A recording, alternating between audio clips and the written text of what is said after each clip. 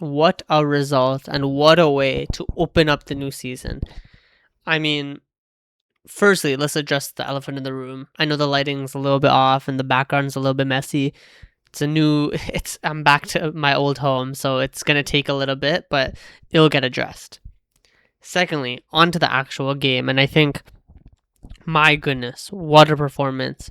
We were really, really good today. And obviously, the second half, probably last 15, 20 minutes, died down, and we were probably worse, gave away a few more chances, but the game was wrapped up and over.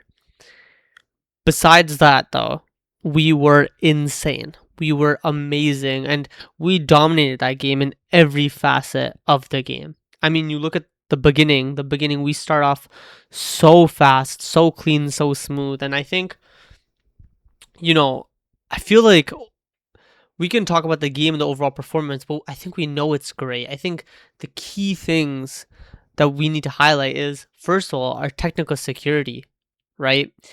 On the ball, we've probably ended last season, second half of last season, we really dropped off from a technical standpoint. And it kind of showed that, when this team has, I guess, physical issues, the technical levels can drop off. You take one or two players out, and the physical level really drops off. And I mean, I still kind of feel that way, but we can ignore that for now because the midfield is so much better in terms of a technical perspective consistently across the board. I mean, you saw Bruno G and MLS start the game. Two beautiful players on the ball. I mean, listen, I got to give Bruno G and MLS their props in terms of the intricate passes. I mean, Bruno G picking it up, turning, playing, just making little passes seem so simple. Those two insane on the ball. Obviously, you could tell Bruno G is a level above in terms of just a little small things that he does that people don't even notice, people don't even recognize, but he's insane. And I thought both of them were really combative and really good today.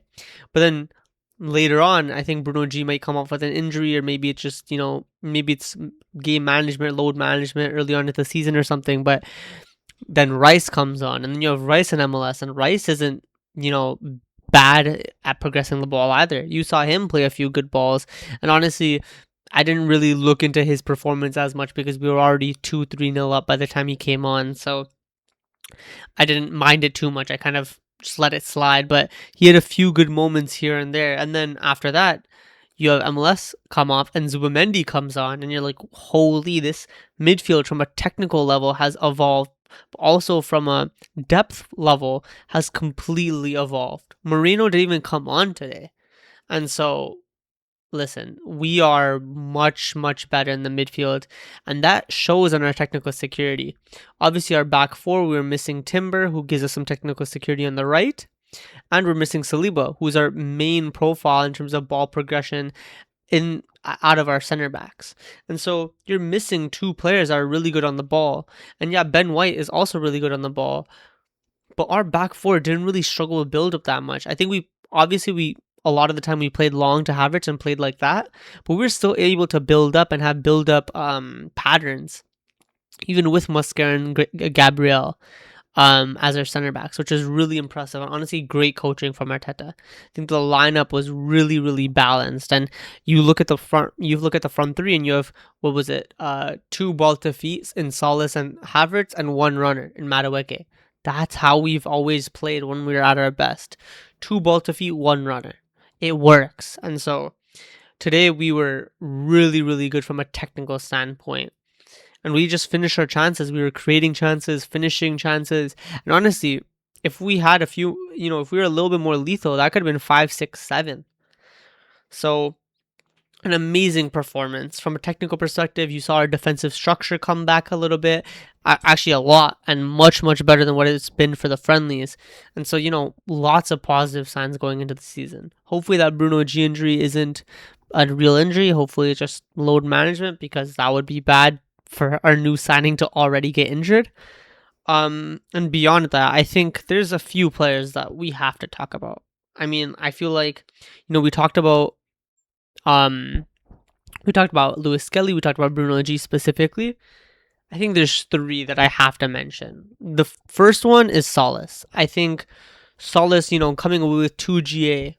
Again, technical security. It looked like he's been here for a while now. And, you know, having players that actually can retain the ball and be associative and, be technically reliable is so nice to have, because, we have a few players that aren't exactly like that. And so bringing in players with a technical level, it just makes us so much better. And I thought that left-hand side was so much more fluid and so much better because of his technical security, his consistency, and his final action, man. It's really consistent. I think there was one time where it was a 2v2 with Saka running through, and I think he misplayed that ball. But besides that, his final third decision making and his final action is pretty good, and that's why he got 2 assists at the end of the day.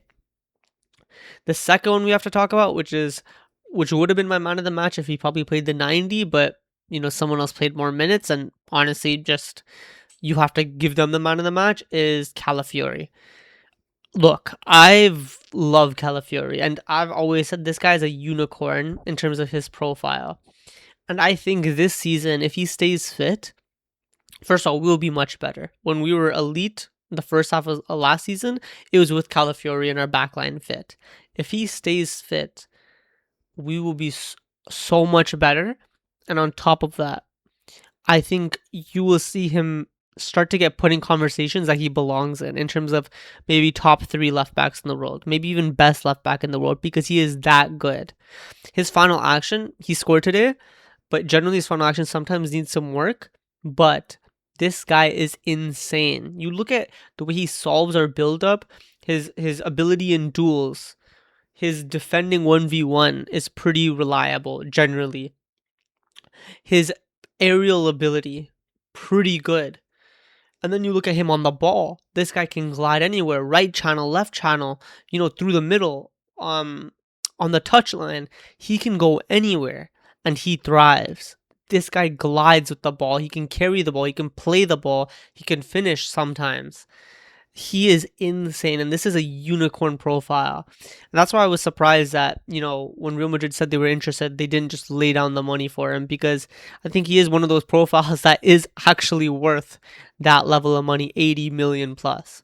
So I'm glad he's staying, and I'm glad they signed Cucurella instead. They weakened our rival and kept us strong, and I pray that this guy stays fit for a whole season, because I think people don't really understand how good this guy is. I hear left back conversations, and he's never in it in terms of the best left backs in the world. I'll tell you, if he is fit for a whole season, you will see him in those conversations. No doubt. No doubt. And finally, probably the man of the match, and I'll give it to him. I've criticized him in the past, and he does have flaws in his profile. But when he's playing like that, when he's playing like he does today, Martin Odegaard, brother, you are elite. When you are playing the way you are, technical security, actually impact in the final third, progression in the ball, little intricate movements here, there, avoiding the press, breaking the press. When you're playing like that at an elite level in terms of reliability on the ball, in terms of technical security, brother, you are so important to this team. And I feel like for 2 seasons now, we've not had him at that level. Whether it's, limited impact in the final third, which is 23-24, but he was still in terms of goal scoring actions. And I thought, that's when his flaw in the final third really came to light, but he played really well that season because he started dropping deep and progressing. And then you had 24-25 and 25-26, where he wasn't really impacting games. He was dropping deep, but he wasn't giving the technical security or build up solutions that he needs to provide to be useful in the team. And he didn't have the final third impact that we know he has issues with at times. But today, although, he had, I think there was 1 or 2 moments in the transition where he still shows his flaw in terms of delivering that final ball, just kind of like Pedri does as well. This guy is elite when you're thinking about build-up solutions, when you're thinking about technical consistency. Brother, this guy is an 8. He is an 8, and I get it. We like to play with him as a 10 because, first of all, we don't have the outright 10 profile that consistently performs in terms of GA. Eze isn't consistent. And secondly, maybe he's not physically empowering enough to play in the 8. But brother, if we played him in the 8, or if he moved to a different club and played in the 8, you would see this impact in terms of build up solutions, etc., etc. And he would look so much better. He, when he's playing at this level, is top echelon of players in terms of build up solutions, in terms of technical security, and in terms of the first 2/3 of the field. The final third, I told you, his final action, especially in transition, needs some work. And his final third action isn't always the best. Sometimes he lacks a little bit of composure. He doesn't have the physical power to be able to overlap, and so there's limitations there. But in the first 2/3, when he's playing like this at this level of technical security, he is up there with the best. And so maybe it's just because it's his contract season and after this season he'll only have 1 year left. Or maybe it's because last 2 seasons he's had, niggles and injuries that have not let him have consistency. And this is the first time in a while where he's playing consistent football. Who knows? But all I know is that for us to be at our best, not only do we need Saka, Saliba, Rice, etc., Raya, for example, fit, Havertz fit and at their best. I think we all know that. But we need Calafiori and Odegaard to play like they did today and be consistently fit throughout the season. From August now to May, and I think we can do serious things in all competitions. Do we still have flaws? Yes, and hopefully Kwanzaa is signed to address that, because you saw today 1 or 2 times Mosquera a little bit error prone, and you saw Ben White.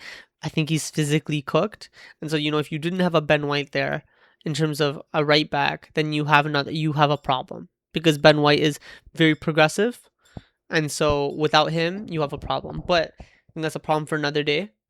We have those 2 problems still probably to address. Another superstar preferably, or just at least a star attacking forward, and then a right back / right center back solution. Preferably a Saliba backup that can also play right back.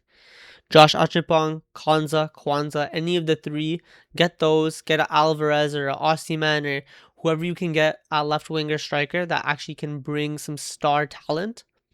And brother, I think we can go and win the Champions League this season. Thank you, and hopefully I'll see you again very shortly, probably before the Coventry game. Take care.